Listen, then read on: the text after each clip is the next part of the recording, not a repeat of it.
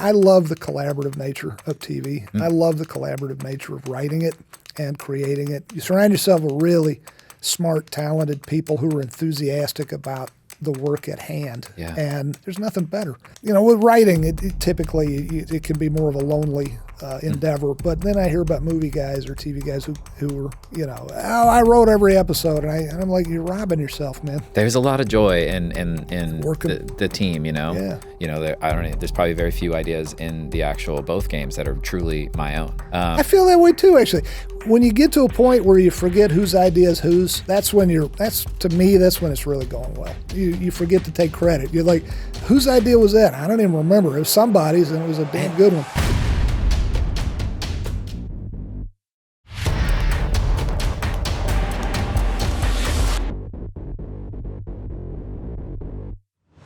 Hey everybody, this is Vince Gilligan, creator of the new TV show Pluribus, and today I get to talk with Jason Connell, the creative director of the awesome new video game Ghost of Yotei. Hey, how's it going? Oh, good, man. Yeah, this is gonna be fun. Yeah. Jason, I'm embarrassed to say I loved video games as a kid, and somewhere along the way, I wasn't playing them anymore. I remember when the first Pac-Man game was placed in my little hometown of Farmville, Virginia, back in 1980. Love that. But then somewhere along the way, I lost touch with video games, and when I was watching you got this awesome 20-minute that you narrate that shows Ghost of Yotei. Me personally, I just like to watch some expert play it because it was like watching a movie. It's so gorgeous, and I don't know anything about how video, and I would love to learn today how. It's like people know how movies are made, more or less. They know it's a bunch of people. You find a set or you build one and you put a bunch of actors in front of it, and then you shoot it with cameras, film or video or whatever. But how do you go about making a video game? I literally know nothing about it. Well, it's crazy. I feel like that this is probably a really interesting thing for us to talk about because I feel like we have there's this common knowledge of like how films and movies are made. But as a creator, I feel that the challenges that we have making video games and I have, in our art form, I feel like I have no idea some of the challenges, the deep challenges and creative struggles and challenges that you might face. So I think this is going to be a really fun topic in general for us, just the differences of the medium. And thank you for the kind things. It means a lot for you to say something like that. Coming from you, as such a powerful creator yourself. Thanks, man. When you start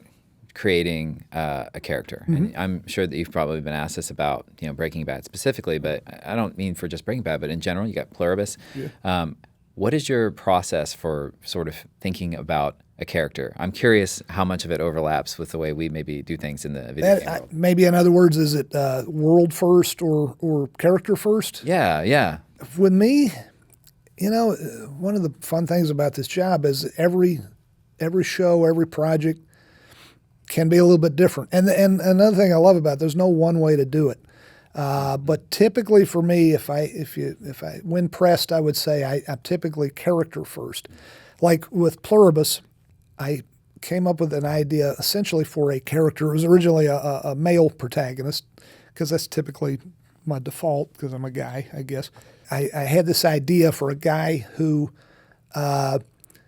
everyone in the world was like really, really nice to him. And I didn't know why, but I thought, what about a character who is maybe not such a happy guy himself, but everybody suddenly wants nothing but this guy's happiness, and they love him unconditionally, and they're infinitely solicitous to him. They'd give their lives for him. They'd do anything for him. But I was luckily, when I started coming up with this character, I realized, boy, this woman I'm working with, that Peter Gould and I are working with on Better Call Saul. That's what we were shooting at the time. Ray Seahorn. God, she's good. How about I make the guy a woman, and how about I have a female protagonist, and how about I write this thing for Ray? So that's kind of how we came at it from Pluribus. Character first, and then world. We could have had her live anywhere in this particular story. She could have been anywhere in the world. It could have been any country. It could have been, and certainly any state, any town, any city in America. But then Albuquerque, I made that decision just based on the fact I wanted to keep my crew working, more, and I wanted to work with them more. I wanted to keep the family together. Oh, yeah. There's something really creatively powerful by knowing the people on your team. Yeah, it is. It's there's such a shorthand. You don't have to explain everything in withering detail to everybody when you're embarking upon a new project. It's a godsend. But like with Ghost of Yotei, did you? I mean, and the Ghost of Tsushima. Well, that was the first. Was that the first game in the realm of medieval Japan? Yeah. And so, did that start as a world, or did that start as a character? The very first one, Ghost of Tsushima. That one, I actually believe it's weird for us because that's when we embarked upon creating what we call creating a new IP. You know, like we had been working on this game, Infamous. It was a superhero game, and we're like, okay, we're going to create something new. And so instead of it being character or world, first what we do is like, okay, because we have interactivity. Right. What is the fantasy we want people to embody? Okay. We say this thing, player fantasy. What's the player fantasy? Okay. So in the previous one, it was like superhero. So you're flying around city. You got like power out of your hands, like whatever it is. Cool. Yeah, it's fun to work on for a while. But this one, we're like, what's the player fantasy? Is it a FBI agent? Is it a noir detective? Is it Viking? Like what is it going to be? Yeah. And we really narrowed in on samurai. Okay. Where it went from there, because we're like, oh, that's kind of cool because we could go to like a romanticized view of feudal Japan, and we're like, oh, well, we love samurai films, maybe we can do like very like samurai cinema film inspired. Right. So we really kind of isolated around the fantasy first. Right. And then I think for that one, I got really excited about, I was kind of more of the art director of the, myself and my partner, he was he's a creative director, and I was more on the art director side of the creation of that one. But we shared so much about the character and the casting of Daisuke Tsuji, who ended up being the Jin Sakai, the protagonist. Right. That one was I know that I was very like, how do we make this world feel like a samurai film you're riding through, or this romanticized poetic view of feudal Japan. And I felt like we could pull that off, and if we did, it could be pretty fresh and cool and exciting for people. But then very quickly we went to, okay, who's this hero? What's his story? Right. On this one, Ghost of Yotei, I think it was for me a little bit more about finding the world first, because we just released Ghost of Tsushima and we had seen how much people just explored the landscape. Nice. And I think it surprised us a little bit, like how like people spend 80, 90, 100 hours just like riding around in bamboo forests, and like, okay, we need to make the world be a pressure cooker and a mirror to whoever our protagonist ends up being. So we actually spent some time thinking about where we'd put it first and foremost. Okay. Yeah. That's fascinating. And that must have made you very happy that this world that you envisioned and created, you and your collaborators, that people would want to just live in it, and maybe not even go looking for fights, but maybe spend a couple hours just inhabiting this world. That must be a great feeling. It is. It hasn't gotten old, that's for sure. Yeah. Like it's because you spend so much time riding around and seeing how it feels, like on the controller. Like I'm constantly doing that. Like how does it feel to just ride around? How does it feel when a storm comes in? How does it feel when you get into a fight or play a story moment? All of those things we experience, test, and it's hard to test a 100-hour game. But of course it does. It's like, again, it's fascinating to talk to you because you have to play this quite a bit. You have to. I mean, we have to watch an episode over and over again. But you're really, you're spending more time in it than we are. We've got one 52-minute episode or whatever, but you're in how many hours have you lived in this world? Thousands. But like it's a little different though, because maybe between like the everything that you do, writing from to reviews to dailies or whatever it is that's like consuming it in its own way. I guess. And editing it maybe. Yeah, you're right. In aggregate, it does take thousands of hours. I guess you're right. And maybe different one along the way, different roles along the way. I don't know, but for me, it's a lot of our game is judged upon how does it feel and how does it when you're actually experiencing it. Yeah. So there is a lot of playing it. Yeah. It doesn't get tiring, but it is it's hard to carve out the time. That's actually the hard part, because you have so many other things you need to do, and sitting in a play for an hour can actually be, you're like, oh no, I need to go work on this scene, etc. Work on this environment. That's very interesting. That is that the analog to that, I guess, is I'm curious. well, it sounds like audience testing, Yeah. where you show a movie or a TV Yeah. show to an audience, which selfishly I hate that stuff. When we first did Breaking Bad, actually going before Breaking Bad, we had a spin-off show of the X-Files called The Lone Gunman, which I was very proud of. Myself and the other folks who worked on it, very proud of that show. I still have a soft spot for it. And I had to sit through audience testing on the first episode of that show, and I swore, on the graves of my forefathers, I will never friggin' do that again. They're sitting there watching the show, and they've got this knob, and they're supposed to turn it to the left if they don't like something, and they have to turn it to the right if they do like something. Oh, this is fascinating. And there's a scene where one of the characters, Langley, gets sick and throws up in a golf bag, like a bag full of golf clubs, and all the needles went. Hate vomiting. Okay. Vomiting. We got to get rid of the vomiting. Like there's a math to create. Yeah. And then the worst part still was after they watched it, the people who would elect to stick around, which is not many. We watched them through just like at a police station, like like we a watch them through one-way a two-way mirror. Yeah.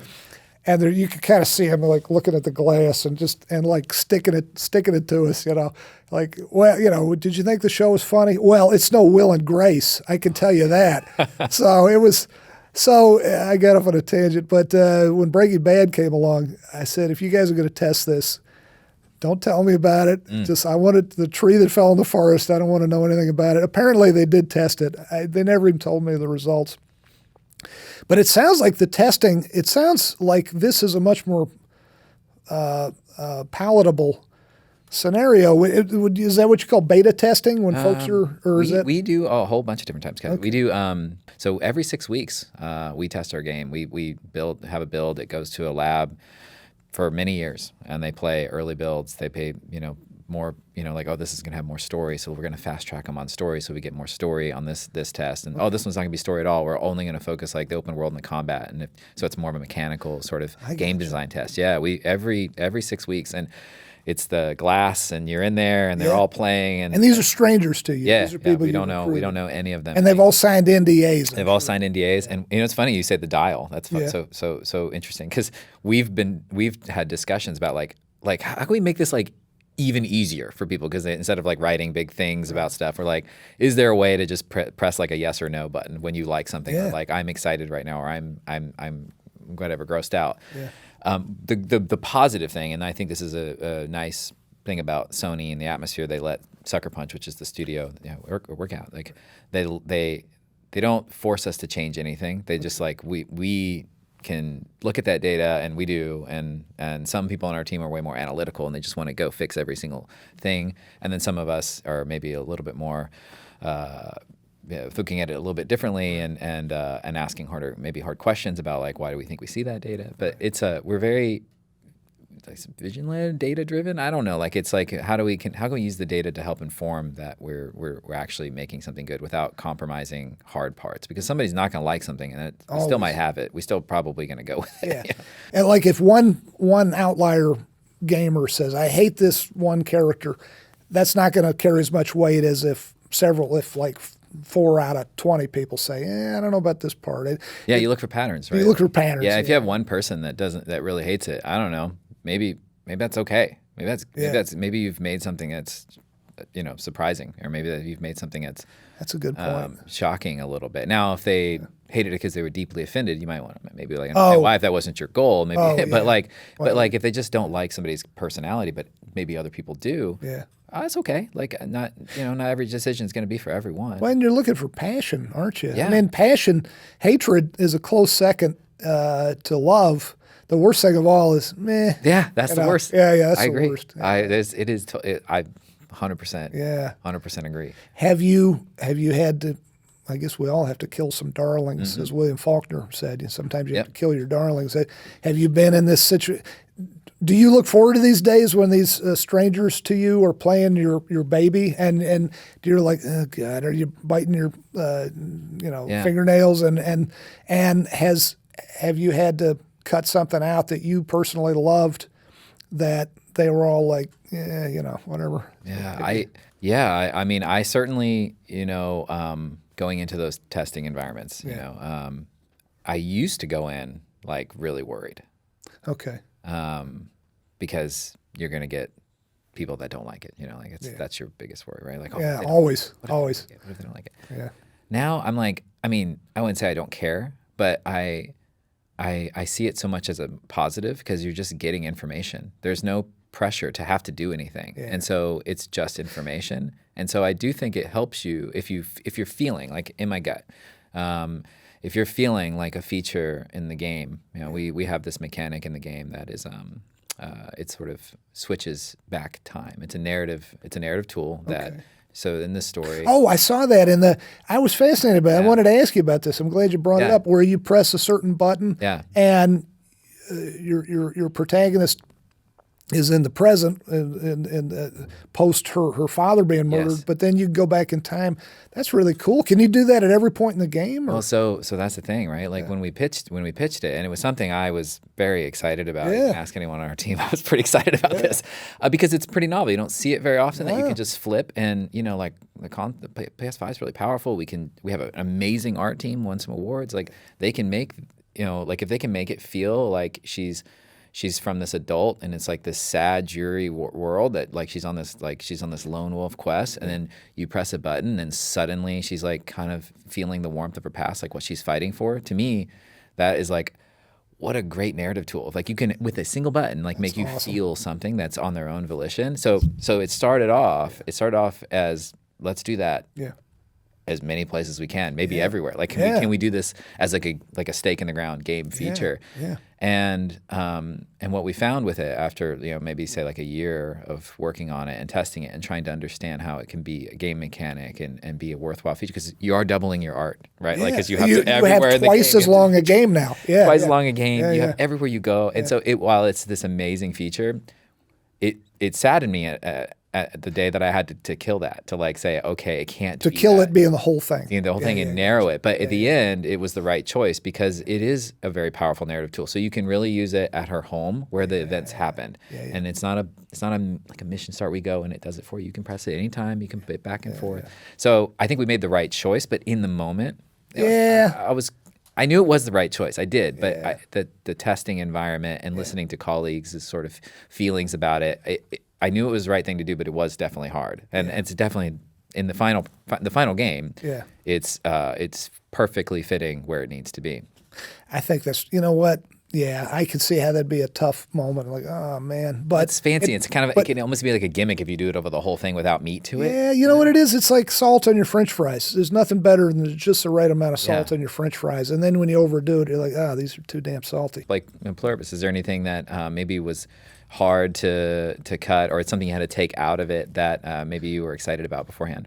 You know what? Yeah, now that I think of it, in episode 1, the first episode where the world is undergoing this very scary transformation for the main character, Carol, she shows up at a hospital, and a life flight helicopter has crashed, and except not the crash we think of where it's just in pieces on the ground with flames. It's spinning, which is something I kind of borrowed from a video I saw on YouTube of a real very unfortunate crash down in Carlsbad, California.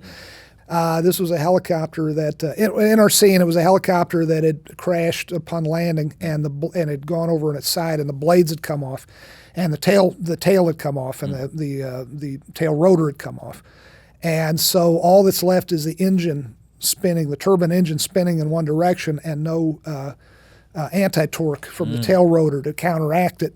So, and this, I knew this happened in real life because I saw the video. This helicopter just spinning like a top, as I described it in the script, like a toy top Satan made for his children. Scary as all get out. Yeah. And so I wanted that as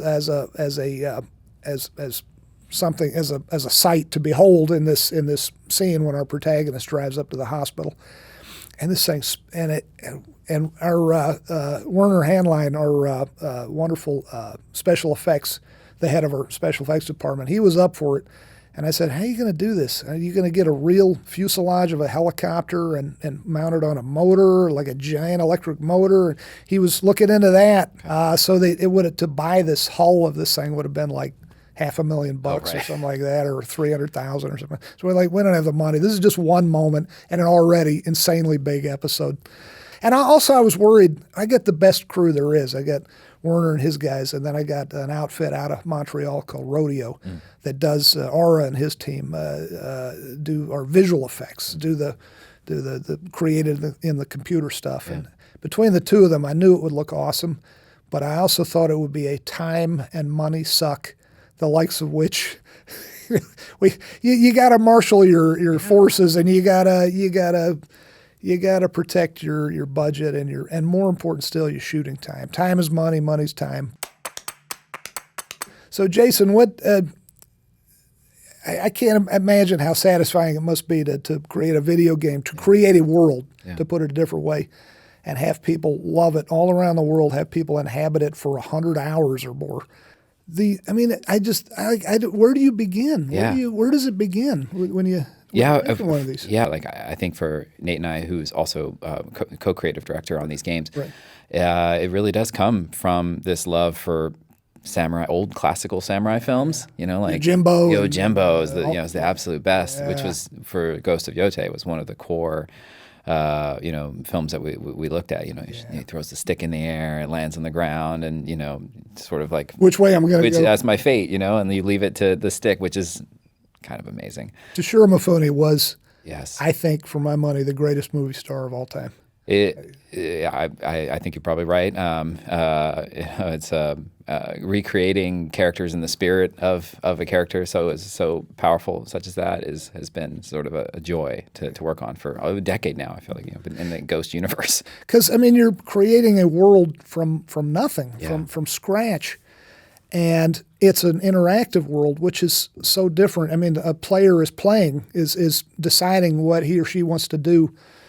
In the midst, that's the whole point of it, and it just feels like with a movie or a TV show, you're presenting a story that the audience somewhat passively consumes. It sounds bad calling it that, but I know what you mean though. It is one of the most challenging. I find to be one of the most challenging things in my field is that.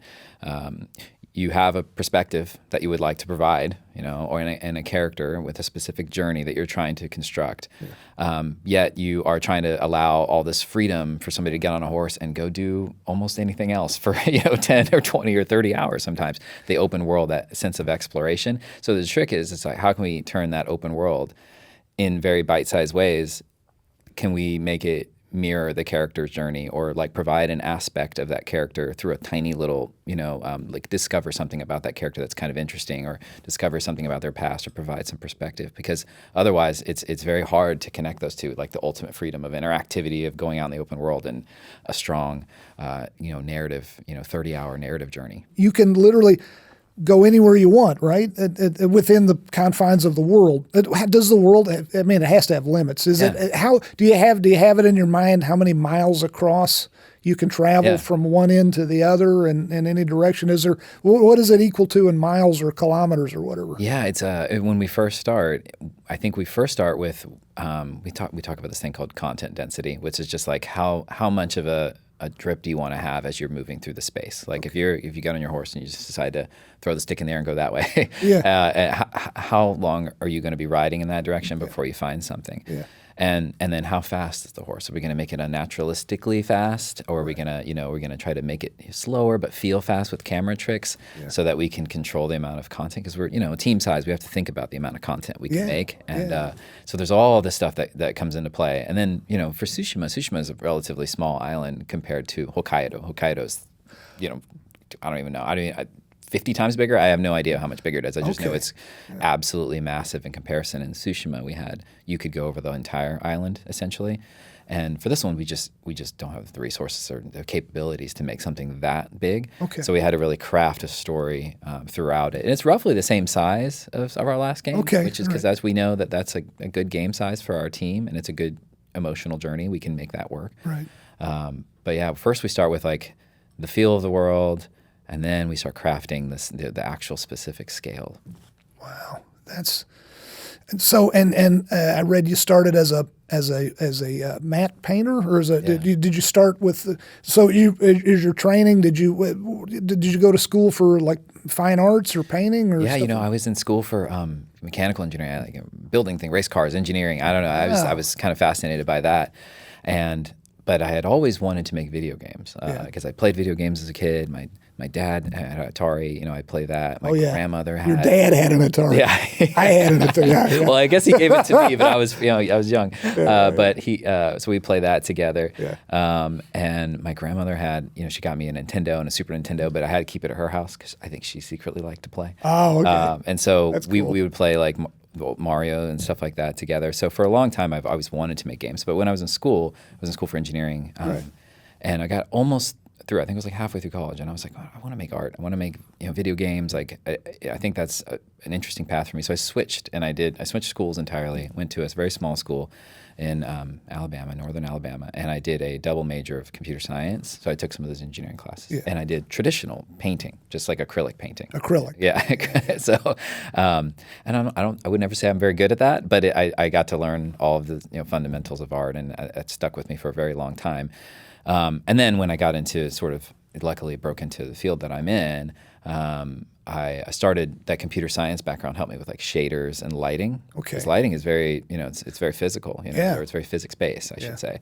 And so I got to understand lighting and how that bounces like off the faces and materials and things like that. And that helped me go into matte painting, but painting backgrounds. And that's where maybe some of that acrylic painting class kind of came into play. So, and I understand when I think of a matte painting, I think of old school Hollywood. You have a sheet of glass. And those people are wizards. Like that is just I could never even. They're digital matte paintings, so they're all like Photoshop, sort of big expansive skyboxes, if you will, that kind of wrap around the scenes. And they're sometimes multi-layered and immersive, so you could have clouds move through. Wow. And so but a traditional, matte paintings, you see some of those pictures of them actually kind of painting the scenes of some of those older films. Stunning what they're able to pull off. Beautiful work. The Ellen Shaws, it was father and son, and then Albert Whitlock. And none of these things exist anymore because the studios are so damn cheap. The only thing I can think of that we really bring forward with that bit of a hand touch is we have these MoCap stages where people come in, and we hired and brought in and collaborated with some folks in Japan that run this. I think it's called Tenshin Ryu. It's a form of martial arts it's like about drawing the sword. It's about the art of drawing the sword for assassination. But it's like for the art of drawing the sword, and they're. I think I found them on Instagram or something like that. I can't remember. They're incredible, and we brought them to the studio, and we sat them down on our MoCap stage, and we they brought all these like really awesome swords, very dangerous swords, and we filmed them with the on the MoCap stage. Yeah. And I tell you, they were so fast that our cameras couldn't pick up the speed. You're kidding. And so we had to ask them to slow down because like it was just so fast that the animation technology, which I don't know, that's not what I do. So, but I just know that we had to ask them to slow down because it was so quick that it was we weren't capturing the data appropriately. So that just so it's like a gunslinger in the old West. It's totally like a gunslinger, which is kind of interesting because there's a lot of like Western sort of themes, and certainly Ghost of Yotei has some of that, but over a long period of time of samurai films and Western films like John Ford, and like there's a lot of overlap between these types of genres. There's a lot of cross-pollination because Kurosawa, who I think of as the master, but he loved John Ford, right? He loved John Ford Westerns, and then his work in like The Seven Samurai begat the Magnificent Seven. Yep, the Magnificent Seven. So this cross-pollination between Japan and the United States. It's kind of fascinating because, but it's funny because the cultures are quite different in a lot of ways. But having two people stand off against each other, whether one person has got their hand hovering over their 6-shooter, or the one person's hand is like hovering over the hilt of their blade. The feeling is global. The feeling is it expands all cultures. That tension between two people. The pause before one guy's going to be dead and the other guy's going to be alive. Yeah, and like I think for almost a quarter of my life I've been talking about that tension, with the Ghost, IP, because it's just there's so much of that built in duels and just that pause and that pregnant pause before you get into that high action scenario. When you create a world, because I know how we create worlds and how we create characters. Sure. How does something like the place that you pick for something like Breaking Bad, like how do you go about something like picking the actual place? Because I think it works so perfectly with the characters. Thank you. I'm glad. It really does. And it's just, I would love to hear like sort of the thought process of how you come across the landscape of the backdrop. Where does this place take? Like, in other words, why we picked Albuquerque. Yeah. It's going to be a very disappointing answer. It's a very prosaic answer. I wrote Breaking Bad to take place in the Inland Empire, which is the area, all the towns east of Los Angeles. So I wrote it to take place in Southern California, and I wrote it to take place there because I wanted to sleep in my own bed every night, because I was living in Los Angeles at the time. And the folks at Sony, the production folks, when we were in the early stages of doing the pilot for Breaking Bad, they came to me and they said, "What do you think about setting the show in Albuquerque?" And I said, "Why?" And they said, "Well, we can shoot it here if you want, but you will wind up with more money on screen in Albuquerque." And I said, "Well, how is that?" "Well, because the state of New Mexico has recently instituted this very generous rebate in which when you hire New Mexican locals, a certain portion of their salary gets rebated by the New Mexican state government." But it turned out to be like with the Ghost of Yotei, the landscape feels like a character, and Albuquerque became a character on Breaking Bad, and then on Better Call Saul, and now even on our new show, Pluribus takes place in Albuquerque. And the reason is the new show could have taken place anywhere, but I've gotten to love the crew. It's the same crew, some of the same folks I've worked with for almost 20 years now, going back to the beginning of Breaking Bad. But Albuquerque is so much more visually interesting in terms of landscape, and it starts with the sky.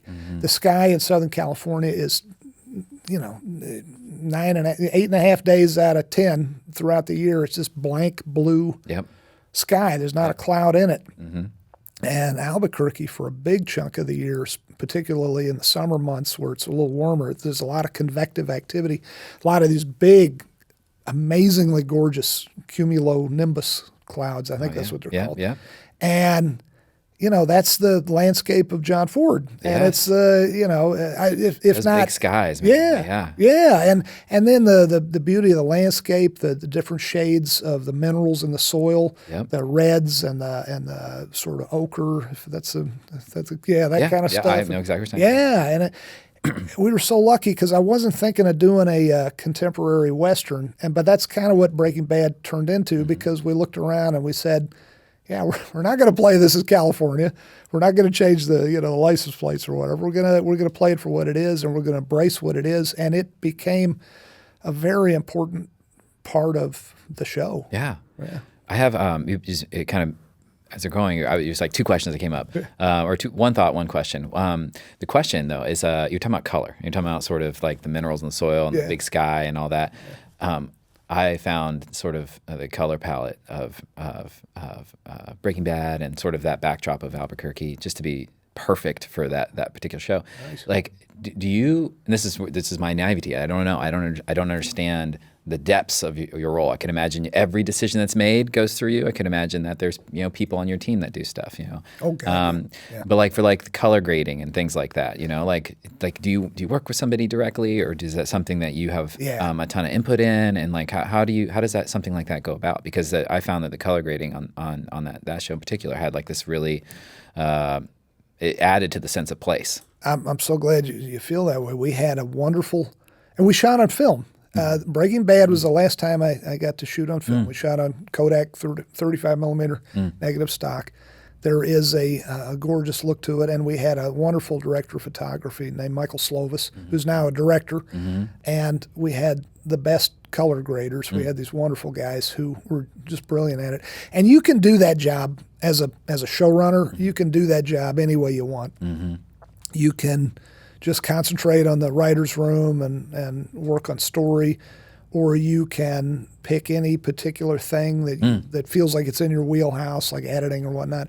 I am kind of a control freak, and I love all that stuff, and I love directing. Yeah. And so with the color grading, I would always attend those sessions. Awesome. With the DP. The DP, whenever he or she is available, they're in there making it the way they intended it to be, but getting to sit in and watch over their shoulder and then maybe weigh in. And I try not to weigh in too much because it's not my expertise, my area of expertise. But the upside for me is I get pleasure from all those elements. Yes. But the downside is then you're not delegating as much as you could or perhaps should be delegating. And the damn thing takes so much longer to come out. And again, when you say 5 years to make this amazing video game, it doesn't sound so bad because it's taken us for the first season of Pluribus, which is only 9 episodes. It took, 2 or 3 years. When I was on the X-Files, and I was just a writer, I was not the boss, but I had a great time on that show. But we would do 22 episodes in 11 months. We'd do 2 episodes a month. And that was basically from beginning to end. And I was really proud of that show. It looked really good. It was a great show. Oh, it was fun. And I say that as a fan because I started as a fan. But now we do 9 episodes in 3 years. So it went from, what's the math there, 2 episodes a month to 3 per, so 4 months per episode. It just, it's embarrassing. Well, it's there's you said something about a minute ago about you've been working with some of the same people you've been working with for like 20 years. And so that is an area where I was like, oh, we're surely different here because this is like, it's game studios are these like organisms that kind of stick around, and like we work, like some of the people I've been working with have also been working with since the day they hired me, and they're still there. And That's so 15 awesome. 15 or so years, that I've been working with. And so you get to know sort of like the person that does our biomes or foliage. Like you get to know them quite, intimately, like who they are and what they like in life, and the cinematographers that we have, you get to know them, and like the combat team, like what games they like to play, so you kind of know what kind of combat choices they make.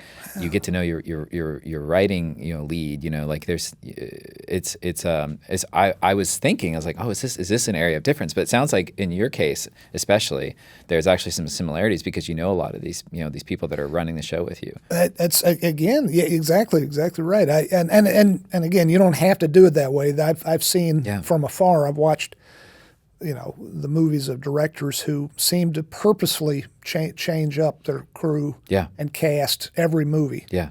I want a different DP. I like working with the same folks. Yeah. But back to something you said a minute ago. It's the specialization is that granular. There's someone who is in charge of foliage. Yes. So if you're in charge of foliage, would you call it bio? We call them biomes. Biomes and foliage. Yeah. Yeah. Biomes mean like this whole area is like a cedar forest. So that's like one biome. This whole area is like a fern field. Like that's kind of what we call our biomes. Ecotopes is another one. That's a great word. Yeah. And I was struck by, I loved a horse riding through a field and releasing the little seed pods. Yeah. It's just beautiful. Flower petals, Flower petals, so beautiful. So if you are in charge of biomes and foliage, like, can you walk me through, like, what? I mean, you as a creative director say to that person, I think this should be a cedar forest. And then what is that person then? Are you going out photographing real cedar forests? So it's actually another thing that's kind of similar that I just found in this conversation is that you said something as a showrunner, you can kind of pick and choose what you want to go deep on and what you want to just leave to people. And I think the same exact thing is true for my role as a creative director. You can choose, and I have the things that I'm like naturally very in love with: lighting, color, any color grading stuff, world building, any lore around world building. I get really fascinated by that. Obviously, the main character, I love anything to do with the main character. But this is one, like the Biome team is one where they have such a profound impact on our games because we make games with naturalistic landscapes that you can just ride around for hours and hours and hours. Yeah. So they have a pretty insane impact on the final experience, right? Like they are almost in every single frame, their work is active. Right. Everywhere you go. It's pretty rare that you don't see. Maybe if you're inside a castle or maybe inside a building, which is a pretty small part of our experiences. Gotcha. So they are like kind of the like premier sort of look and feel of the art direction comes through foliage. So they have an extensive sort of respect amongst the team and power on the team to really bring the game alive. They also work with our visual effects team, which is the team that kind of pulls in those flowers when you ride through it. And that comes from our love for Kurosawa, honestly. Like, hey, like every single frame, there should be something moving. That's like a cool thing that I learned by being a fan of Akira Kurosawa. It's just like, movement in a frame. I didn't realize that. Now that you say it, there's something always moving in his frames. Yeah, It's I saw a documentary about this maybe a decade ago, something like that. Like it was just kind of analyzing all his films and statements that he had made and stuff like that. And there's just tons of motion and movement, and every single frame was like a big part of if looking at his films. And it's a single warrior standing inside of a field of blowing grass makes that warrior feel even stronger because they're just standing still while everything around them is moving, and so it's mesmerizing. That's the perfect word for it, and it's the tension of waiting for some. Like I'm thinking at the end of the sequel to Yojimbo Sanjuro, where Toshiro Mifune's standing there opposite his opponent, and you're waiting for them to draw their swords. Yes, and in that, I think it's is it a field? It's like a field of grass or something. Yeah. And they're just standing there.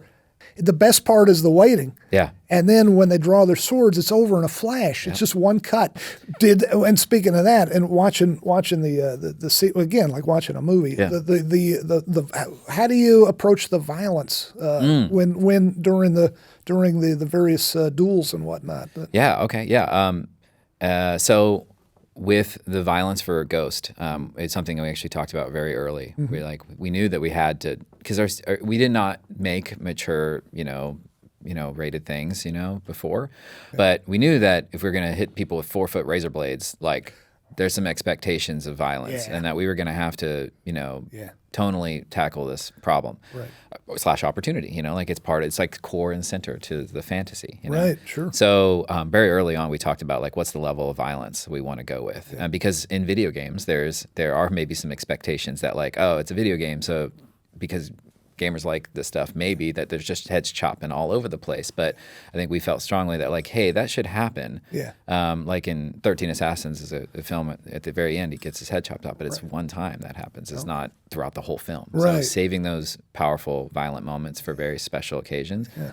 And I'm sure that in your shows that you think about that as well. Like when are you going to really, bring out the really dark moment or the moment where you're gonna subvert somebody's expectations of what a character would do. Yes, exactly right. There is a big crossover there because I am not.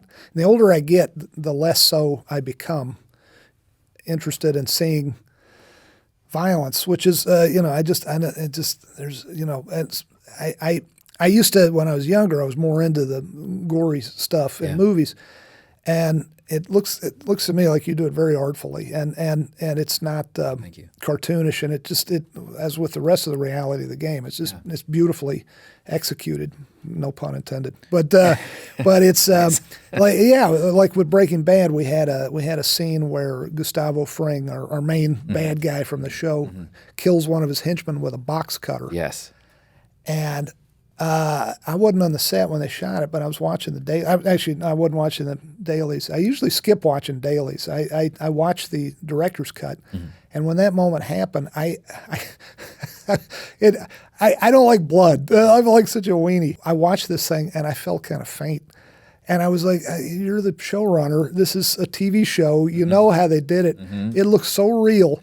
That then in the editing, I made myself watch it to make sure, okay, well, Adam edited it great, it's fine. And then every time the scene would come up in a sound mix or a color grading session or whatever, I'd watch only as much of it as I had to.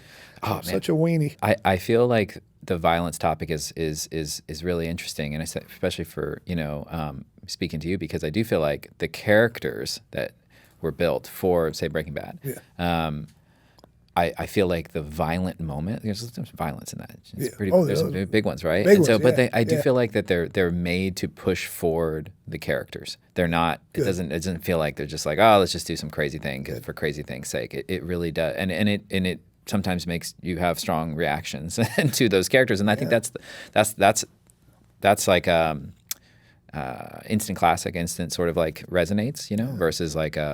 I don't know, just doing it to do it. For me, I feel like in video games, you get a lot of pressure just to do it sometimes.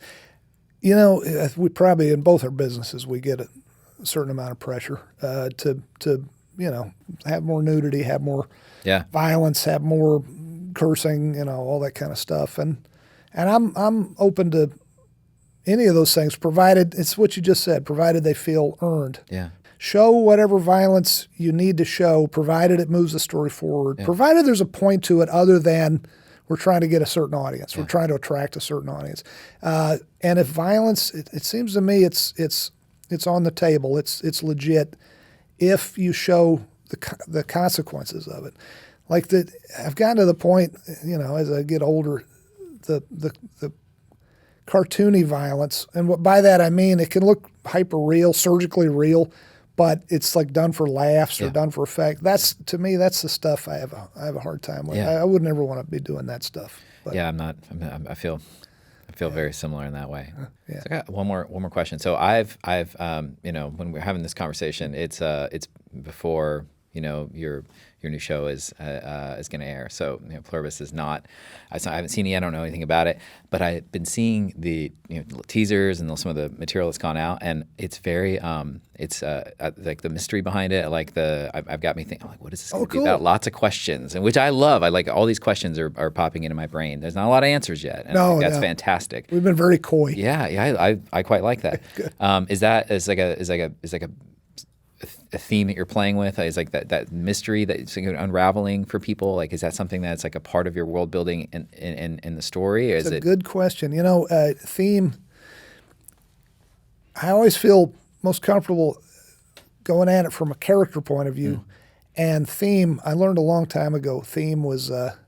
I got to work with Michael Mann, an amazing, brilliant director, and years ago I was working with him, and I said, This script I'm working on here that you're giving me notes on, what do you think the theme of this is? And he brought me right back to earth in a polite way, but he said, that's not your job to worry about the theme right now. Your job is to come up with interesting characters and a gripping plot and entertain the audience. And I'm like, could it really be that simple? Yes, it is. Having said that, thematically, you get to. Really, it's up to the audience who watches Pluribus to tell me what the theme is. But yet again, I'm going to charge ahead like an idiot and say, in hindsight, I think the theme to the show is if not the theme, it's like on some level, it's an exploration of happiness, the idea of happiness. We all want happiness, left, right. Red, blue, everybody on earth wants to be happy. I don't know anyone who doesn't want to be happy. I know misanthropes who act like they don't want to be happy, but I don't know anyone who doesn't really want to be happy. And it's what we chase endlessly in life. And But then I was, as someone who doesn't feel it that often in real life, I was thinking, is it really the end-all, be-all? Is it really that important? And then, I'm probably misquoting this terribly, but the old is it Buddhism where they say desire is the root of all suffering? I think so, yes. And, people who are unhappy make the world go round. If you're really completely, I always say, if you're really completely happy, sitting in a mud puddle, freezing, no one would have invented houses or clothing or, the misery or some level of which, you might possess, get you up and moving in the morning. So it's kind of, if I had to put a word to it, I'd say it's an exploration of happiness and how important it really is. But I really do want the audience to say, this is what I think it means. Because I really think, when you put your video game out, when I put a TV show out, it's not yours. I mean, it is. It's always yours. Oh, yeah. It's always your baby. The audience now. But now it's not yours in a way. It's not yours anymore. It's theirs. And it's up to them to tell you, not just what they think of it, but how it makes them feel and what the point of it was. Yeah.